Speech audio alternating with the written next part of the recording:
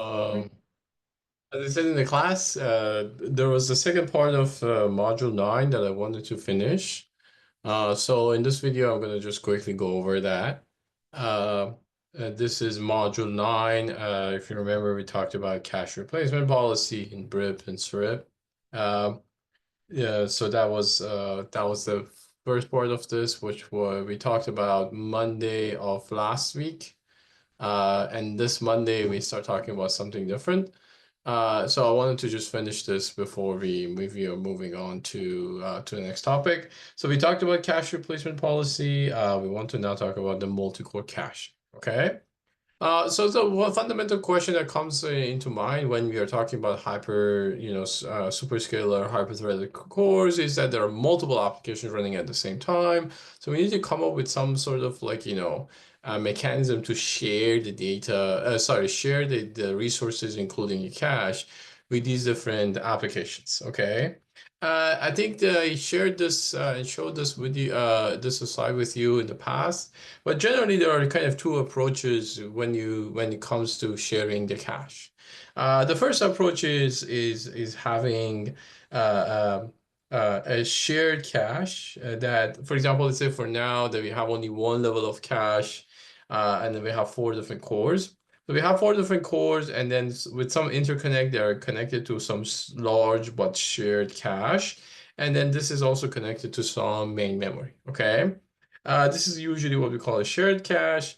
The other extreme is not sharing anything between between the cores. And this is when each core has its own private cache. And then through some interconnect, they connect it to the memory system. This is what we call a private. Okay.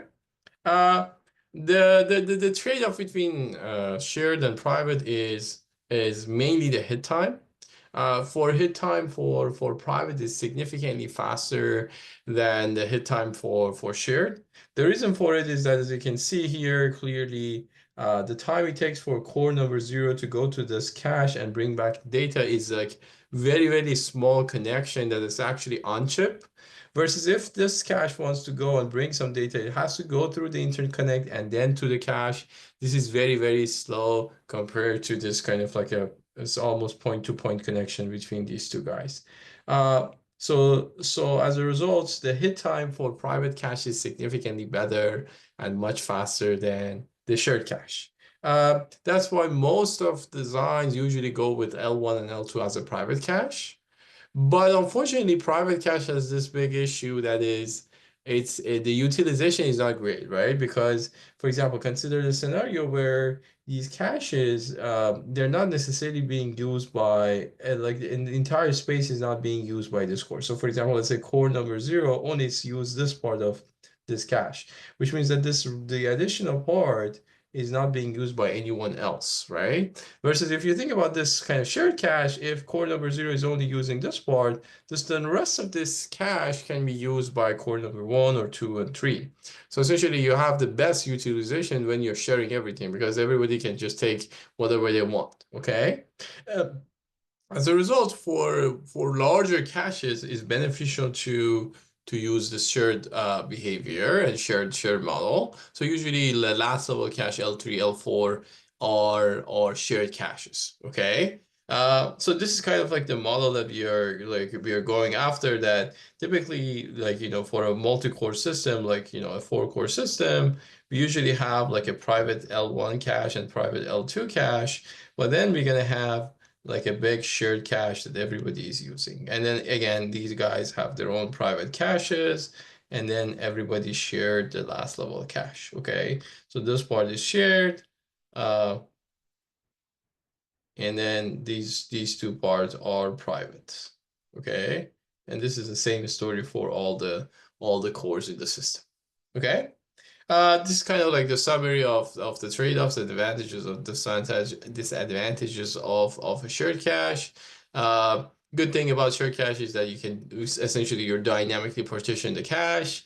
No fragmentation because there's no static partitioning. Easier to maintain coherence, which is something you don't need to worry about in this course. And then And then if there is a shared data, it's easy to share the actual data between caches, because if the shared data is the only thing you have is a private cache, if you have shared piece of data, this one needs to go here, but then if this one needs to read it, then this one goes to here, and there's kind of like this back and forth behavior between these two caches happens, versus if you have a shared cache and the shared data, everybody can just access this data in the shared cache, right? Um, but of course, there are disadvantages. And disadvantages that there are more opportunity for conflict misses, right? Because if one cache wants to kick things out from the others, they can easily do. Unfortunately, this means that some cores can destroy the hit rate of the other cores. For example, consider scenarios where you have a streaming application that doesn't use any cache. So basically what it does is just keep, accessing the cache and just, kicking things out, including their own data and then other caches data. And of course, this means that we need a high bandwidth in order to be able to request and service all the requests from all the different caches. So this is another challenge for these shared caches. So now that we know this, the next question is, how do we share the data with different caches? What is the best way to share? Uh, there are kind of like two simple ideas comes to mind, right? The first is kind of like, let's partition this equally among the cores. So for example, if I have four cores, let's say, okay, 1/4 is for one core, 1/4 is for another core, 1/4 for another core, and 1/4 for another core. And that's kind of like, that's how we decide to share. So some form of aesthetic partitioning. The other extreme of this would be basically a free for all. That is like there is no partitioning whatsoever. Anyone can take the entire cache or zero amount of cache, and then who wants to grow and who wants to take more, they're able to do it. This is obviously, again, it's better than this one in terms of utilization, but then there's also this question of, does cache demand is equivalent to cache performance, in other words, hit rate? That is it guaranteed that if you provide more space to an application, that application will benefit from this and significantly improve the hit rate? The answer to that question is no, and the reason for that is those thrashing algorithms that we talked about and those streaming applications. So there are a group of applications that benefit from larger cache, obviously. They can improve the performance, but there are many applications that doesn't matter how big the cache is, they usually don't fit in the cache, or they even don't even use the cache, and as a result, it's not a good idea to give them the cache. So for those systems, actually, some form of an equal or pre-partitioning is much more better idea, because this means that, okay, so if, for example, if I kind of divide the cache this way, this is a trashing algorithm, so this 1/4 of the cache is basically useless, but still 3/4 of the cache can be used for other applications. Versus if I just do the free for all, the trashing algorithm essentially takes over the entire cache, and the other applications will have very little space to play with.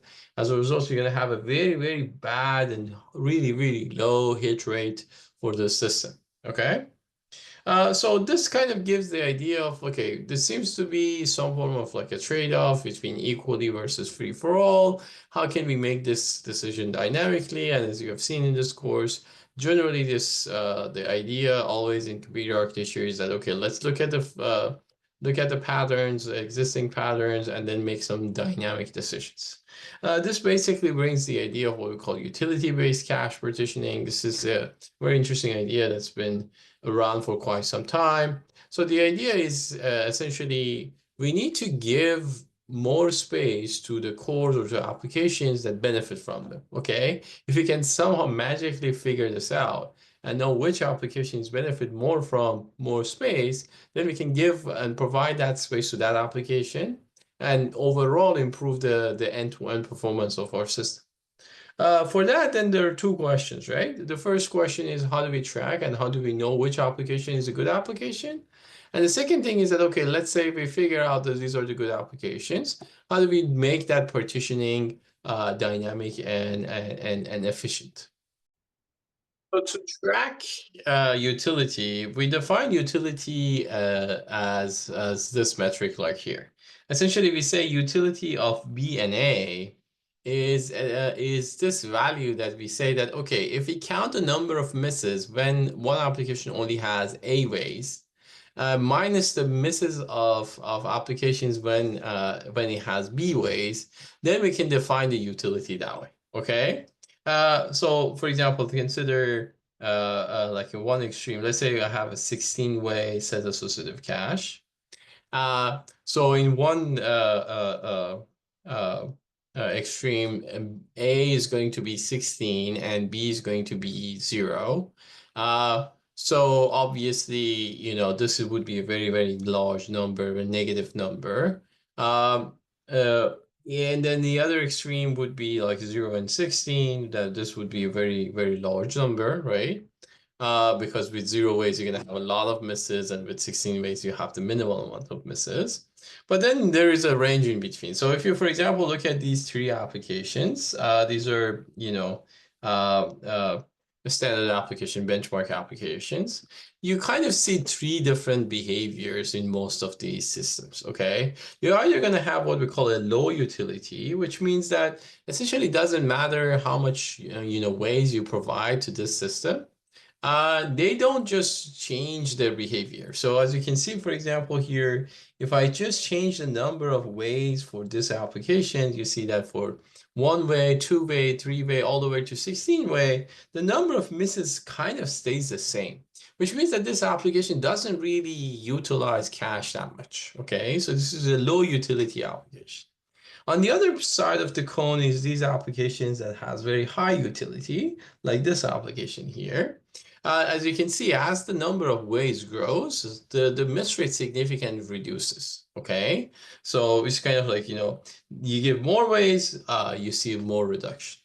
And then you have the third group, which is what we call a saturating utility, which you can see that there is kind of like sweet spot that after that, it doesn't matter how much more you're providing. At that point is like performing really well. So for example, if you look at this third application, this crafty application, you see that it kind of like, 4 or 5 or 6, depending on how you want to kind of optimize this. This is kind of seems to be like the best option for this. And of course, if you want to think about like a multi-core system, you want to operate in this region, on the left region, right? So you want to provide as less as possible number of ways to an application. And if you can do that, then you can give the rest of the ways to the other applications, right? So saturating utility is actually a great thing for us if you have these applications. And of course, what you want to do is kind of like, the simple algorithm that you can follow is this. Then you provide an absolutely minimum number of ways to low utility applications. You find the sweet spot for the saturating applications and give the number of ways for those. And then the rest is provided to the high utility applications. And this way we can hopefully find the best system. Uh, um, and then you can kind of like, in order to kind of figure this out, right? So this is just a definition. Now the question is, okay, we need to somehow figure out which category each application belongs to. Is it a low utility application? Is it a saturating application? Is it a high utility application? For that, we can use the concept of monitoring. The same way that we monitor and decide for cache replacement policies, we can do the same for utility and shared cache as well. So we can have like a monitor 1, monitor 2, then we can have a partitioning algorithm, and then we can then apply that partitioning algorithm to the shared cache. Okay, so we can have utility monitors per core. This is where you basically see whether this current application is a high utility, low utility, or saturating. And then this partitioning algorithm is basically decide, okay, how do we partition these algorithms? This is by the way called utility cache partitioning, UCP. Okay. Um, so how do we actually kind of like do this monitoring? The monitoring is very similar to what we did for replacement policies. So we're gonna have this auxiliary cache metadata that essentially what it does is that you have per way counters. Okay, so you kind of like have for each way you have a counter, and you kind of see that, okay, if I had stored the data for this particular application in that way, would I've does that result into a hit? Okay, so essentially you kind of think about this as a cache that is multiplied multiple times, and then can store multiple things at the same time. And then for each way it has a counter, and the counter basically counts whether or not for that particular way I see a hit. The idea is that this way you can basically then measure the kind of the way versus hit rate behavior. Okay. So this kind of like would be the simple system that we can have. And this is again, like as you can see in the past, we can have this auxiliary tag directory for this, and then kind of have the counters to kind of measure this the way that we want to measure it. So how to optimize UCP? The one question that you might ask is like, okay, how many sets do we need for the monitoring? And again, if you remember, same issue we had with replacement policy. And if you remember, we mentioned the idea of the dynamic set sampling, that we can actually select a subset of sets and monitor the behavior of that subset, and then apply that to the rest of the cache. Same idea can be applied here with UCP. You do the dynamic set sampling, smaller sets. You apply these kind of counter behavior for that. Let's say 32 sets out of 1,000 sets. And then whatever that says about the number of ways, then you can apply it to the rest of the cache. You might also wonder, like, how do we partition? In the baseline system, if there's only 2 cores, this problem is rather trivial. You can essentially kind of consider all the possible partitionings. Since this is just 2 cores, you can say, okay, 16 and 0, 15 and 1, 14 and 2, and so on and so forth, and then measure the hit score for all of these combinations.